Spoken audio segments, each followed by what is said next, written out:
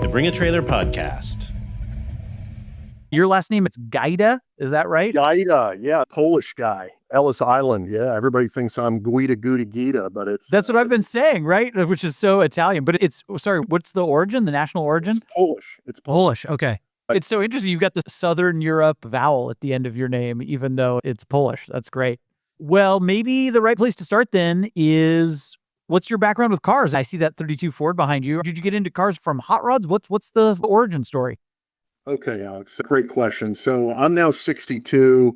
My father was a hot rodder back in California. I was born in Merced, California. We moved to the East Coast. My father worked at NASA for 45 years in Greenbelt, Maryland.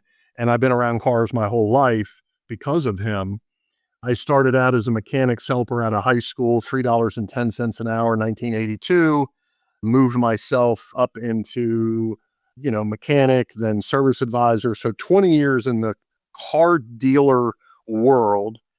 Back in the 80s, when the used car department at Congressional Oldsmobile was paying me $50 to roll back speedometers, because that's what you did back in the 80s.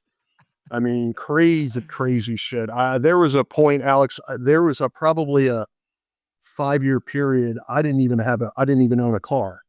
I had a hot rod car, but like a daily driver, because back then you just drove customers' cars. I even moved in a customer's car one time because that was the norm back in the 80s. Just a crazy story. So from 20 to 40, hardcore car business. I took a little detour for about 7-8 years building some houses, and then moved to Delaware about 15 years ago. McQueen's this is our 10th anniversary. Hey, congrats. Yep. So I'm an old hot rodder. I love to build cars. The El Camino, El Commode, as we called it, which we auctioned at our BAT event, was the big and little California hot rod. It's almost like an Ohio look from this guy, Barry Lobeck. Maryland has a huge subculture of hot rod community from the 60s, 70s, and 80s. Lots of drag strip history in Maryland. But anyway, so then I hooked up with a lawyer out of DC about 10 years ago. His client was from Hong Kong, and it was a 180 car collection worth about 800 million. I'm not making that number up.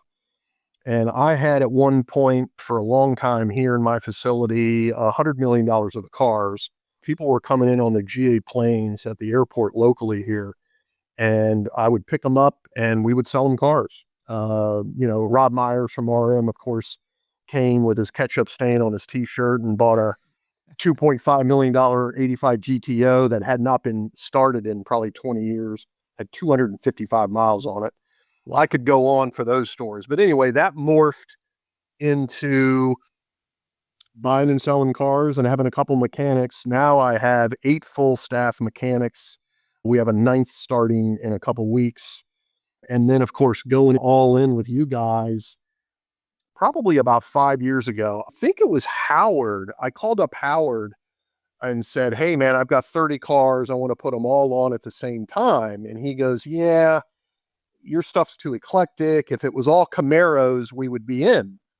And I agreed. And then he gave me a shot. And I proved to you guys that I could do it.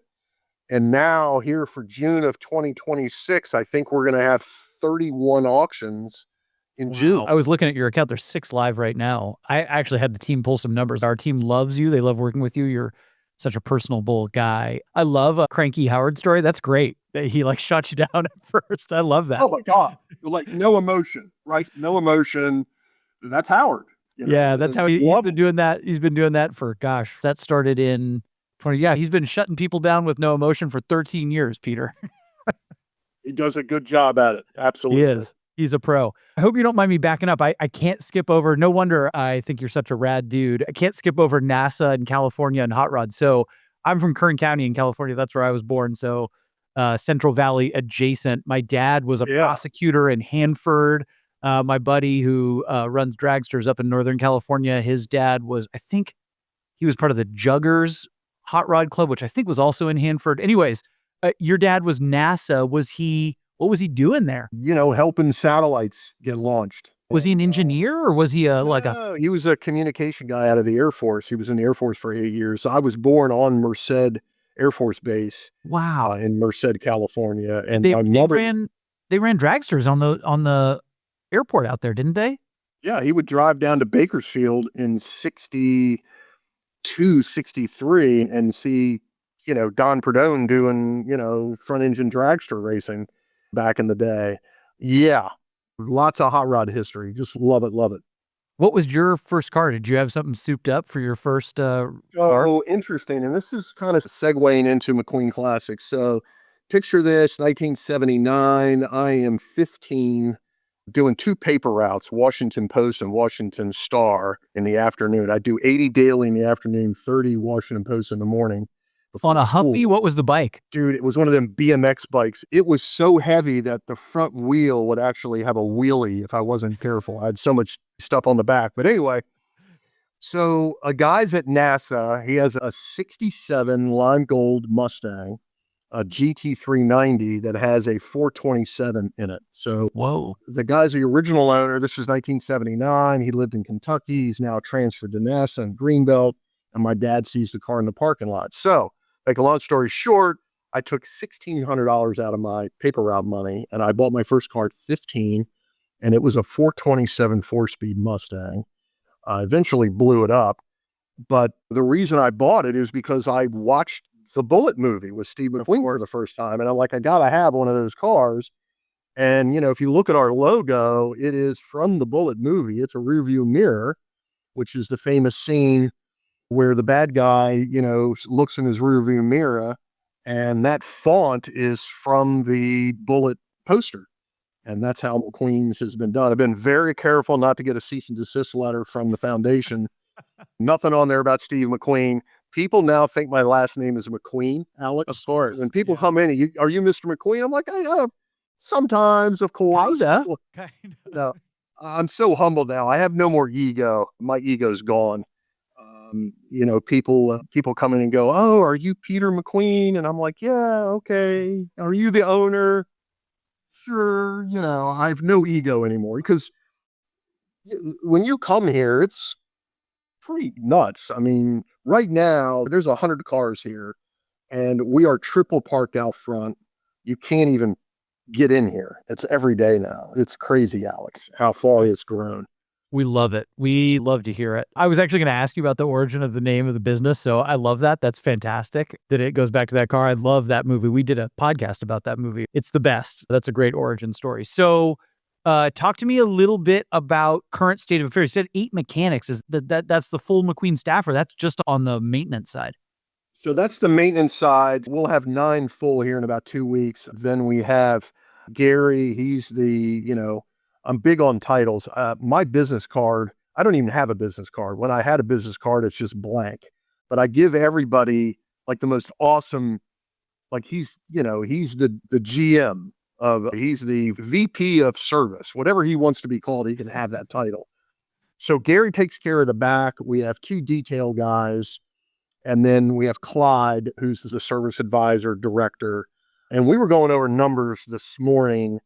We have 24 cars waiting to go in the shop, and we have 74 in the queue to come in to our service department. Now, that does not include the consignment cars. So, a consignment car that comes in gets priority. So we then have Bill, who joined our team about 90 days ago. I recruited him and stole him from IG Burton Mercedes. He was one of their top Mercedes salesmen for 10 years. He's come on board. So in the showroom, it's me, Clyde, and Bill. Then we have Roseanne upstairs. Roseanne, her pivotal role in having our event with you guys was, dude, the spreadsheet this woman had for 6 weeks prior should have been filmed for training purposes, man. I'm telling you, the amount of shit that we had to do to get ready for you guys. And so that's our full staff. It's like 15, I lost count. I don't know, 15, 16 people, 17, something like that. I was going to ask about your guy Clyde, because he's obviously a good advocate. He was like, "Get Peter on the pod." I was like, "Absolutely," but he was out there hustling to get you on, buddy. I have a big thing in business, Alex. It's the bus. It's from a famous book called the E-Myth. And in small business, there's a bus. And do you belong on the bus? Sometimes you might be in the wrong seat, but you belong on the bus. All of my guys, man, they belong in the bus. They love working here. I mean, literally just love working here. You look, it's challenging. Sometimes we're grumpy. That's okay. But the good news is everyone that works here realizes that they're not going to get fired. Like, it's not that kind of place. If you're working for me, you're entrenched, man. This is your life. It's fun. That's awesome. That's awesome. That's the way to lead a team. You guys are like really accelerating in terms of the number of cars you're listing, and just it seems like the business is exploding too. You've been a Bring a Trailer local partner for a while now, and you're actually one of our kind of leaders of the pack. Tell me about how that has happened. Has it been mainly organic? Is it word of mouth? I mean, we were talking right before I hit record about your TV commercials, which is awesome. Tell me about how you market and how the growth has happened. It's quite interesting. It almost could be like a little mini documentary because it's an amazing story. It has a lot to do with demographics. It has a lot to do with Sussex County, Delaware. There's 3 counties in Delaware. Sussex County is down here at the beaches. So, we're at Rehoboth Beach, Lewis Beach. This is where Biden had his house when he was president. I mean, he still owns it. There's like a resort community near you, right? All of our staff who went out to your event, which I want to talk about, the BAT event we had with you, they were excited about some beach town that's close to where you are. So that's Rehoboth. So Rehoboth and Lewis used to sort of be separate. It's grown so big that it's sort of just one big town. So from our facility down to where, the BAT folks were staying is about 6 miles down this Route 1. But we're right on the water. So they were 500 yards from the beach. Amazing. So this is a beach community that has grown, I think, say about 40,000 single family homes in the last 10 years. So not only do you have 3.5 million people show up here for 4 months of the summer, so it's a summer beach community, but now you've got 40,000 residents have moved in. And what they're doing is they're coming from New Jersey, Maryland, Virginia, Pennsylvania. They pay $800,000 for their cash house, and the taxes on that 800 home is $1,500. It's like super cheap to live here. But what's happened to Alex is now they bring their old cars with them. Yeah, of course. So what's happened is this perfect storm of 10-year anniversary, word of mouth, Google reviews. We don't rip people off. We're a completely by the book. And remind me to talk about what I called Howard on the other day. I'm going to write that down because that'll segue into being about honest and integrity. Because, this business is the stories I could tell you from the 20 years I was in the business. That should be a documentary in itself. Of course. I mean, I always say this industry earned its bad name, by doing bad things, right? Like bad stuff. And the cool part about it is that I was in it. So I already know what to do and what not to do. So, in any business, it's top-down management. So, our thing is we are by the book. We're in front of the judge. Yeah. And we don't go away from that at all. So this perfect storm, now BAT comes in, right? And now, how did you find out about it, Peter? Did you stumble upon it? How did you first connect with your account's almost 10 years old. Right. I was part of the original, what do you call it? Blog. Oh, yeah. Yeah. Before auctions. Yeah. Okay. Right. Way before auctions. And I sent in, I believe, 2, eBay, and I was so excited. And then then it wasn't BAT, it was Bring a Trailer, right? I got the inside scoop. It's BAT now. So Bring a Trailer, they're going to do auctions? No freaking way they're doing it. They can't do that. They can't compete with eBay. It's impossible. What are they doing? Like, you've got to be kidding me. They're really going to do this? So, I dibbled and dabbled a little bit. And maybe when I went to Howard 4 years ago, I don't know, something like that. It was about 4 years ago. Maybe I'd done 10 cars.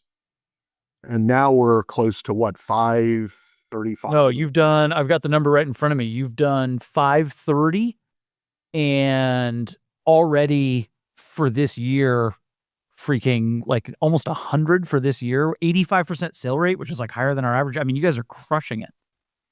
Yeah. So once again, just to answer your question, this perfect storm, commercial, word of mouth, 40,000 new residents coming into retirement community.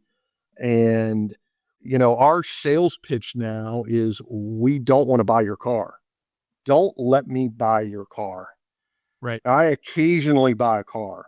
I bought a car today, a Volvo C70 convertible for $1,000. We're going to put it on BAT, no reserve. Amazing.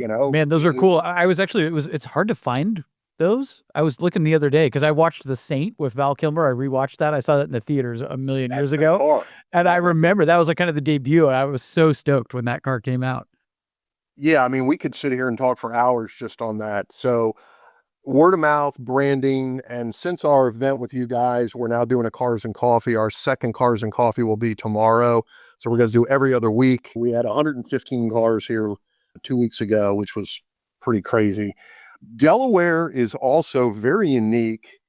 About 4 years ago, Chrysler Financial came out with a study to find out the state with the most enthusiasm for automobiles, classic cars, exotics, and Delaware won.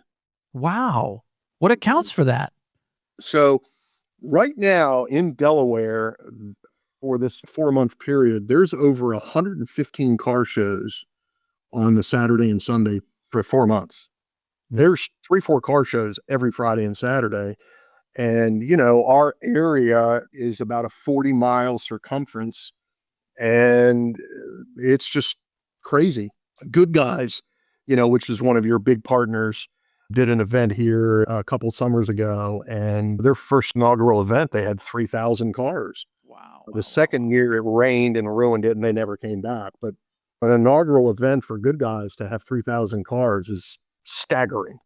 I mean, look what happened to us with your event. There's over 1,000 cars that showed up, Alex. Over 1,000 cars.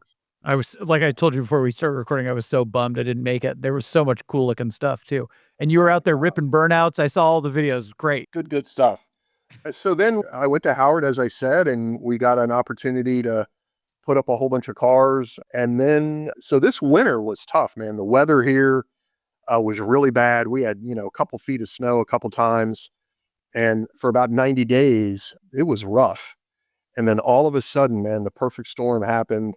And we sold 37 cars in April, 30 in May, and this month we'll do 35 cars.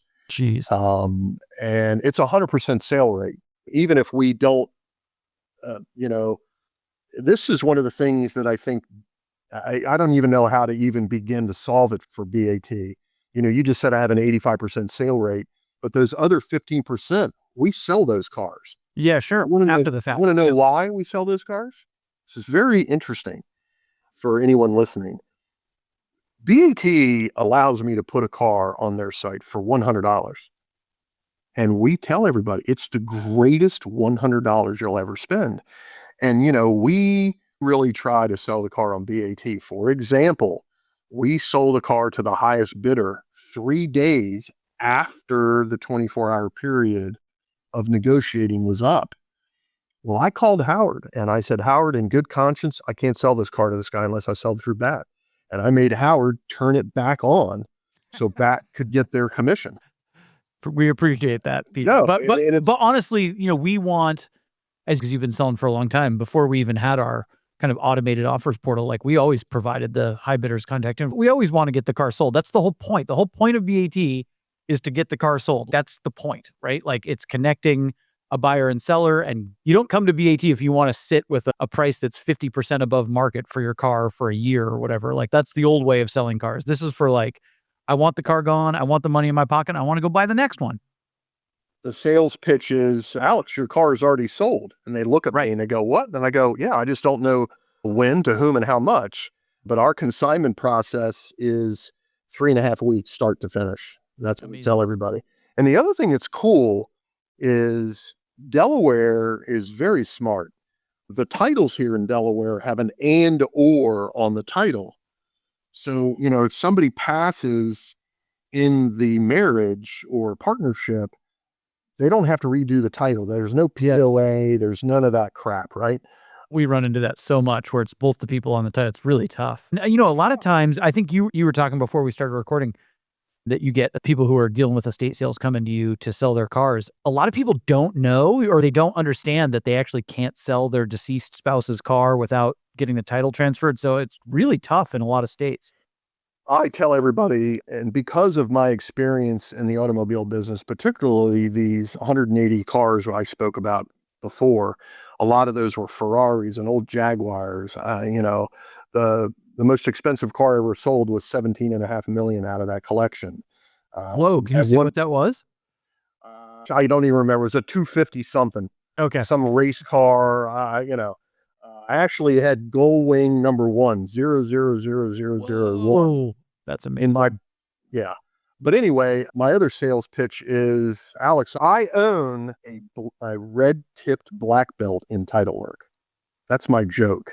Yeah. Because when we're selling these cars, and you look back at our 530 cars, we've never had to give someone their money back because we screwed up on their title work. You just can't do that at this level. We can't have your post-auction specialist chasing me down in a title. And sometimes it's challenging on titles. I'll tell you, on the consignment side, we do not have to have the title on file. We have to have a copy of it. And then what's really cool about Delaware is there is a Delaware DMV consignment contract that has to be signed by both parties. And this is in our file. We just had the head guy in the state come down here a couple of weeks ago, purely impromptu, with two people on his staff. They are the investigators for the state. And they came down to show these other two people coming on board how a real dealer in Delaware is supposed to be operated. Right by the book, in front of the judge, the crap I used to do. Oh my God, it's just crazy. Oh, it's great. One of the things I never anticipated having helped build this business is like that I would have to not only become something of a title expert in all 50 states myself, but that we'd have to train the whole staff to know what to look for. And it's different in different places. It's crazy. And as you know very well, a lot of dealers kind of do it however they want, and they'll swear that their way is the right way to do it, but somebody up the street is doing it a totally different way. And, different states have different levels of enforcement or maybe I should say different levels of laxity on how much they even care about how people are doing things. So, our main thing, and it's part of why we love you, you just said it. Our main thing is for a seller, particularly a local partner, the most important thing is don't screw over the buyer, right? Like don't do anything that's going to make it hard on the buyer. It's pretty simple, you would think, but so many people can't wrap their heads around that. We just sold a car and it gets delivered and the guy calls me the next day and says, hey, it's got a coolant leak. And this is my speech. I go, look, let's look at your bill of sale. Your bill of sale says as is condition. But what we can't do, sir, is you just took delivery of it.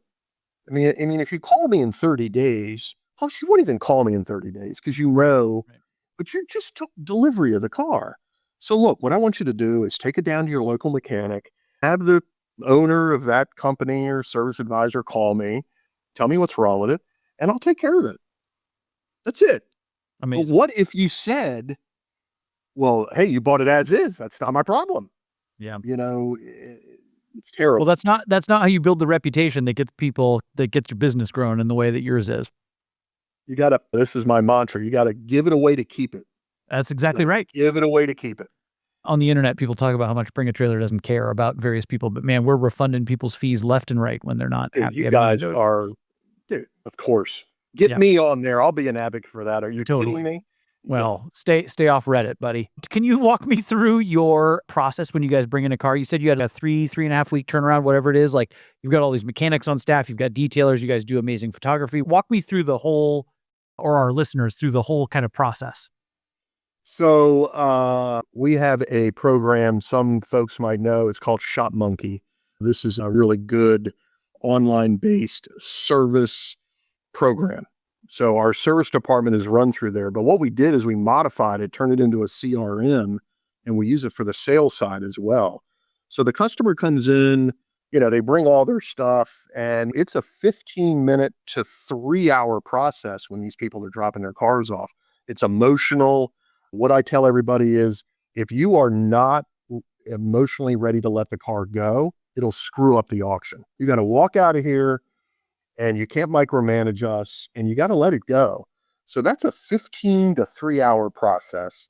Is A that you repair- for the most part, or do you and your team kind of split that up? Who's doing the emotional hand-holding? Mostly it's between Bill and I. Okay. Clyde's been stepping in lately because we've gotten so busy. So at that point, a repair order is generated and it gets a safety check, which is free. Car goes in the shop. And our job is to get our clients the most money. But what it does is it turns into a partnership. And that partnership is such where, hey, we're repping this car on BAT. If the horn doesn't work, we got to fix it. If the power window doesn't work, you probably should fix that. Absolutely. If the rear main oil seal is leaking, we're probably not going to fix that, but we're going to disclose it. Of course, we're going to disclose it. So at that point, the car goes in the shop, we write an estimate, one of us comes out, we do all of our undercarriage photos. And at that point, we then call the customer and go, hey, you got to spend $800. So now we get the car fixed. And then from there, inside Shop Monkey, in various ways, we're checking everything off. Then the car goes to the detail department. Then weather is a big factor here. Guys, I don't have an indoor studio here. This is one of the things I love about BAT and local partners and who's on BAT. Everyone inside BAT has their own business model. No two are alike. That's correct. They really aren't. And, you can't compare me to 911R. It's just a different audience. Totally. It's a different business model. And I wish them all the luck in the world. Well, that's why we wanted to get all of you guys together down in Arizona when you came down to hang out. It's so fun. One of my favorite things is seeing all of the local partners and all you guys who've done such amazing work building your businesses, hashing it out with each other and being like, it's my favorite. You were having a ball down there. I was having so much fun. So at that point, it gets photographed barring the weather. And then, of course, it gets loaded up. And because our reserves are always on the money, there's never any issue with WTF. There's nothing from Howard. Dude, what are you thinking here? Yeah. We don't have any of those issues because, we're curtailing that in the beginning. And the car goes live, obviously. So what we tell everybody is 7 days in the beginning, 7-day auction, 7-day post. Come by, sign your title, pick up your check.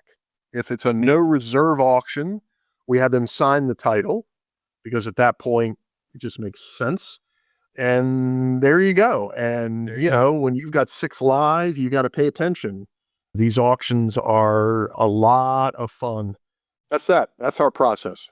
Love it. How do you deal with these cars that are flowing out of your warehouse? This is actually, speaking of 911R, a problem that a lot of our local partners who are really booming right now, they're struggling for space and facility. How are you dealing with that? Oh, Alex, it's so bad, man. I know. We probably have, we're so bad. We pull in and out 15, 20 cars every day.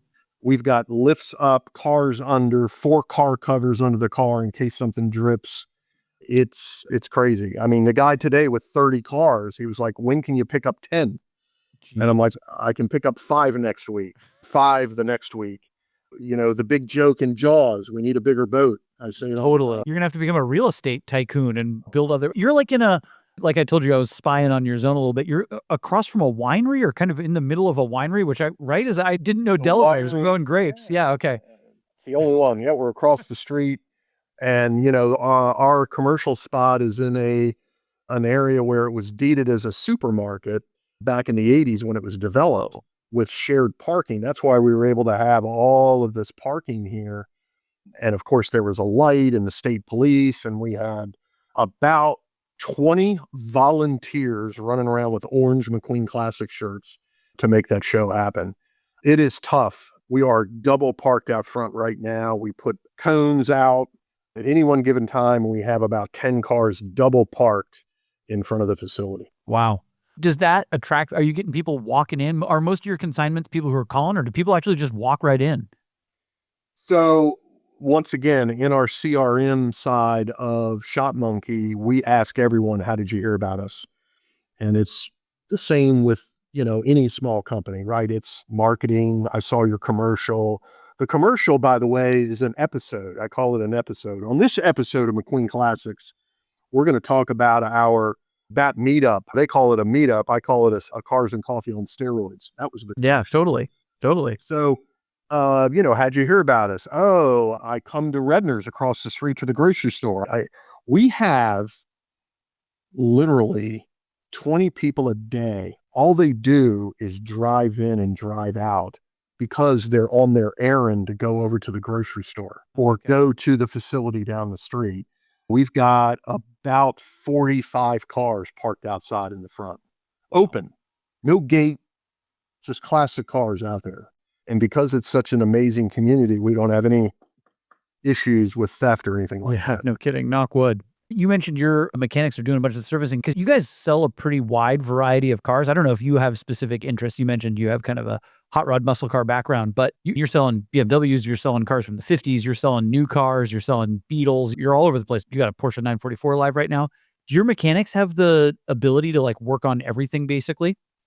Gosh, what a great question. So, 3 years ago when we decided to really go hardcore, uh, Gary, who runs the back, we decided that we're never going to borrow a tool. If we need a specialty tool, we're going to buy it no matter what. And we've got all of the software for any car and cut a key for a C8 Corvette. Wow. But what I can't think about this, Alex, this guy with these 30 cars, when he shows up here, he has no idea what he's coming into. And when he takes a tour of the shop and he leaves, he knows that no matter what car he has, I am not going to turn it down. I can't say to him, oh, hey, Alex, I know you got 9 cars, but I only know how to work on 2 of them. So just give me the 2 and let's break it down. It's just a car. And with the way the internet is and the way ShopKey is and the way all of your wiring harnesses and everything that's online, we fix anything. We just had a GLS 63 in here that had a transmission problem, and we had to buy a $400 specialty tool to fill the transmission fluid. Oh my gosh. So, we never sub anything out. We never send it to the dealer. Yeah. So our guys are cross-trained on everything. Amazing. And learning new things all the time. They're picking up skill sets every day, I bet. Every day.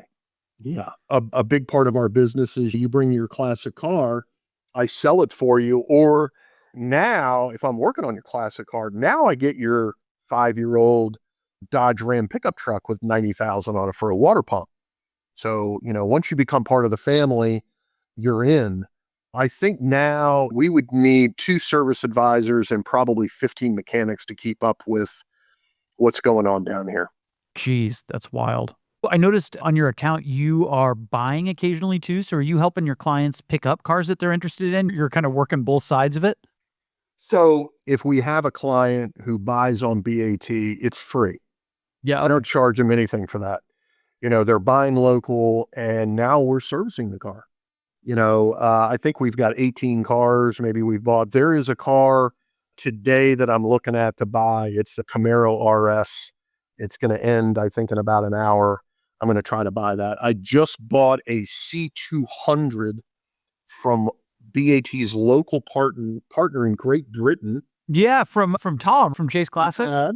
Yeah. That car is getting ready to get loaded on a boat and come over. That's going to be my new daily beater. I'm a Benz guy. I love old Benzes. I've got a couple C220, C280. I just bought a 190. Oh, great. That I'm going to drive. I love that original C-Class. We had my family, we had a C36 AMG, and it's one of my favorite cars we've ever owned. I thought that car was so great. So fast. Yeah, totally. But yeah, one of the things we need to work on with BAT is success stories. I just don't have enough bandwidth. We've got to get, I bet we could have 100 success stories. Dude, I would if we focused on those. I would love to do this. I would love to your marketing personality chops and do some video stuff. Cause like, let's freaking do it. How do you think about that stuff? I mean, you're kind of like a one-man band. You're like all over the place, Peter, but what's the future plan for, you're obviously attracted to media and videos and success stories. We love that stuff too. And we've been thinking about how to expand into that space more and do more of that kind of stuff. Cause it's one of our favorite things. And it's, kind of shows the honesty and the authenticity and the transparency when you get a real person talking about what a great experience they had. What's your kind of future plans there? Are you going to continue to be the face of everything? You want to hire a social media guy? What are you thinking? I definitely, even if we hired a social media guy, I would definitely want to be the face, not purely from an ego standpoint. I just think that I've got a good voice for it. That's all. Yeah. It works. I say all the time, I give good phone. That's one of my quirky quirks. But Well, your enthusiasm is contagious. I get worked up when I'm around people who are enthusiastic, and it rubs off on me. So anyways, I appreciate it. But as far as a future, we definitely need to get into a bigger building. One of the things that I actually told HUD probably, I don't know, 4 or 5 months ago, and I'm going to divulge this because it's so much fun. I own thebatlounge.com. Like the Keep URL. that in for a second. Off of GoDaddy. I own the Bat Lounge and all of the iterations of that. Okay. So one of the things that I love about what I do is we have an aging population here, and they're giving up their baby is what they're doing. They can't drive it anymore. It's so interesting.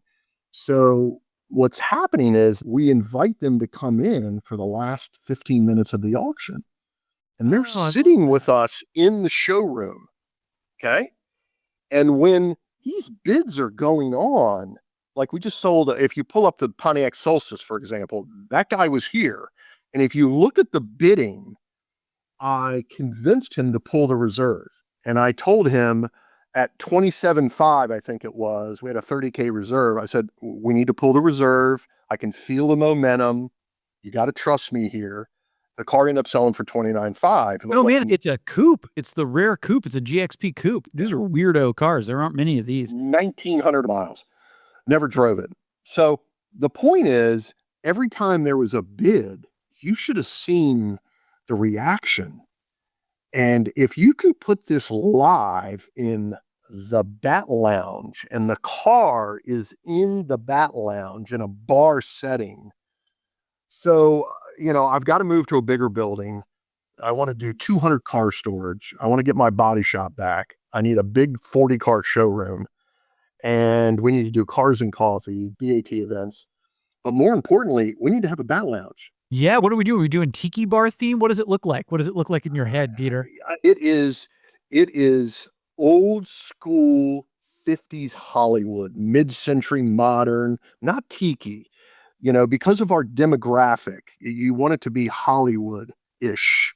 That's my theme, right? Car related. But imagine this lounge where the married couple or 3 or 4 people are pedestaled up 3 or 4 feet, and you MC it in live the bar. I love it. 200, 300 people. And when the bid comes in at the last 10 seconds, everybody's like this. Yeah. Who is that? And then you click on it. That was one of the things that kind of surprised me early on as the auction started gaining momentum. People love that theater of the end and another bid comes in. And as you know very well, having done so many auctions, sometimes it goes on for an hour, right? Like the back and forth bidding, and it's exciting. It's fascinating. And look, some are outliers. They're duds. There's no bid at the end. It's okay. But the majority of them are pretty fascinating. I'm looking over here at my notes. I wanted to go back to the estate side. Is it okay if I bring that up again? Absolutely. I would love for you to bring that up. Any insight you can give us. This is what happens. In the traditional model of automobiles, you want to go in and you want to steal the cars. So we have a local client whose husband passed. We currently, if you see the 88 twin turbo Callaway, Yeah. I saw it. okay. So that car came from that collection. We have a 16 Z06R black, one of 140 automatic black cars out of the 500 made. That's going to be shot over the weekend. That car's got 600 miles on it. And then we have an M8 convertible 2023 with 128 miles on it. Wow. So this is what happened. We're the 4th dealer that she contacted. The other 3 are going in with the traditional model and trying to steal the cars, and she sees right through it. Yeah. And then they'll flip them on BAT and make all the money.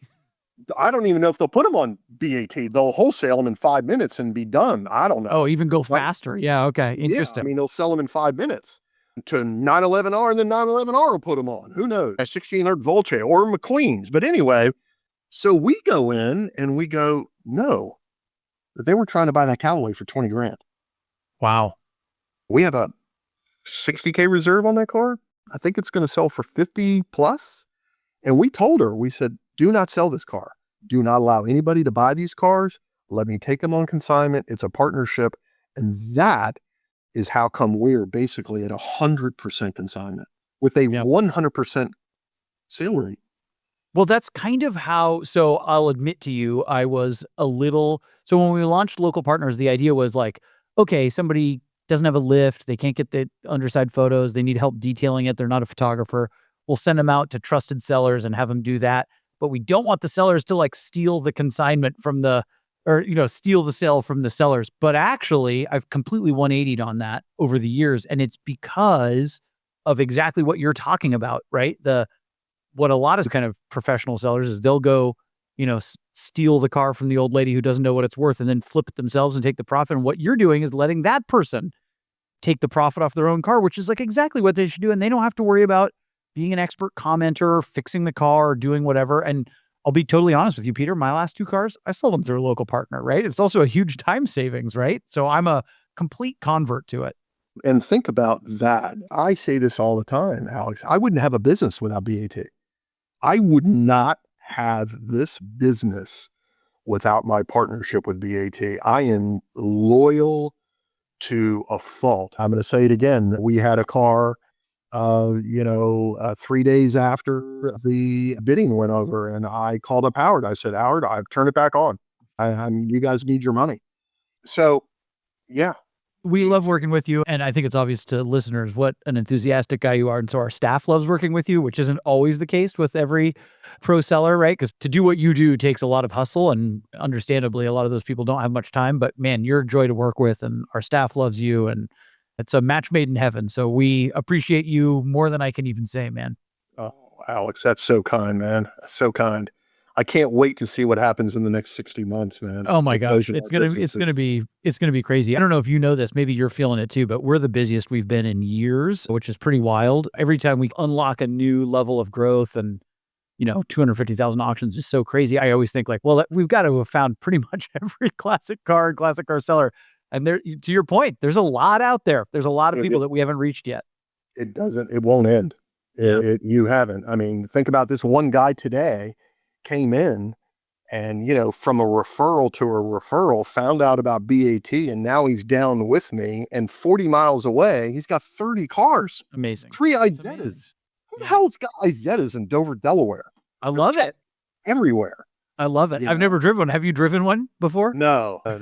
I tried selling one to Wayne Carini one time, but it ended up not happening. Yeah, he's an Izetta freak. He loves those things. Oh, interesting. I didn't know that. Yeah. What else do we need to hit, Peter? What have we missed?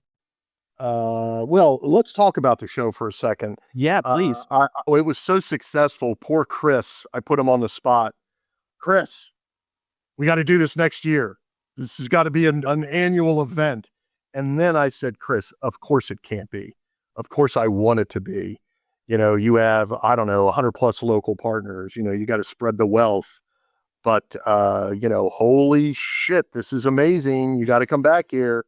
So, well, we'd never done that. We'd never done that region before. Like when we were kind of mapping it out. Well, next year we're going to try to do a bunch. It's our 20th anniversary next year. So we're going to try to blow it out and go to as many local partners as we can. So never say never, Peter, but you're in an interesting area where you're kind of triangulated between a bunch of the big metros, and everyone, like you said, is out there for vacation. So it's actually a really good spot for it. So I'm not surprised it was awesome.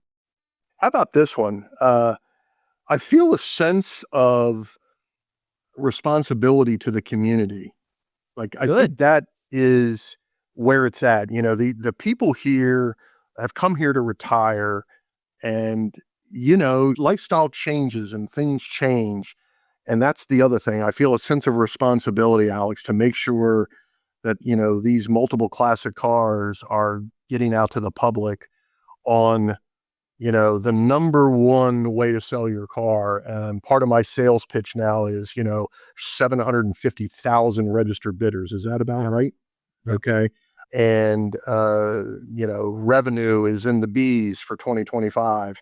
Oh, and not only that, sir, but, Grundy and Haggerty are actually using the comps for insurance purposes. They are.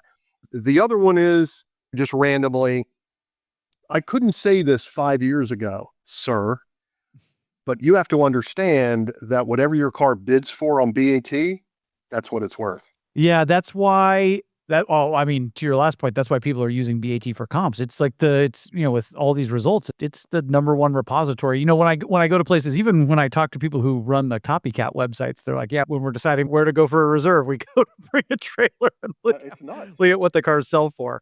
And what we tell them is, like this guy today, I'm like, he's got a 53 Chevy pickup truck. And I go, look, it's about a 20K reserve. I will tell you, anything 20K and below should automatically go no reserve. It'll sell 10 to 15% higher. It just does. I get it. This is your first one. You want to, put your toe in the water and see how it goes. But look, if the car bids to 16.8, you're selling it. Yep. I'm going to tell you that right now before I pick it up. Yep. Because that's the market. If the car bids to $9,000, we're not going to sell it. It's just an off day. I'll end up selling it to the high bidder anyway. We just had a 6,600 high bid on a Bug. Got the high bidder's contact information, sold it for $9,000. Yeah. It was a $10,000 reserve. One last question for you, Peter. So the car community at large is maybe the most important part of our secret sauce and the reason we've been successful, but in particular, the community of registered users and registered bidders, but even just users who aren't, registered to bid, but are on there commenting. And you're excellent at interacting with those folks. Is that you for the most part? Is that somebody on staff? How do you guys split up the commenting? 95%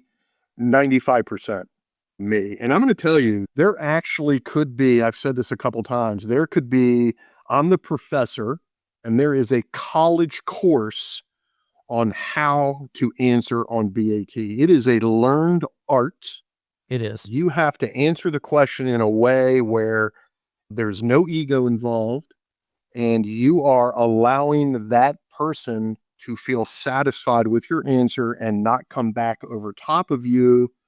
Yep. Oh, and the other thing is, don't feel like we're aloof, Alex, because there's a lot of times I want the forum to answer the question. Of course. I want the forum to answer. Look, if the question is, does the horn work? I'm going to answer that. But if it's a generic question about history of these kind of cars, the less I talk about it, the more it doesn't come off salesman-y. We want the community. I mean, how genius is that community? Look, we both know it's a pain in the butt sometimes. And yes, it's okay. These buyer advocates, whatever they want to call them, are an integral part of the success of BAT. And it has to stay. I don't care what anybody thinks. And, there's a lot of dealers out there. Oh my God, you're on BAT. I can't do that. That's what you're doing? That's where you sell all your cars? Oh my God, I can't do that. They start having palpitations in front of me. Yeah.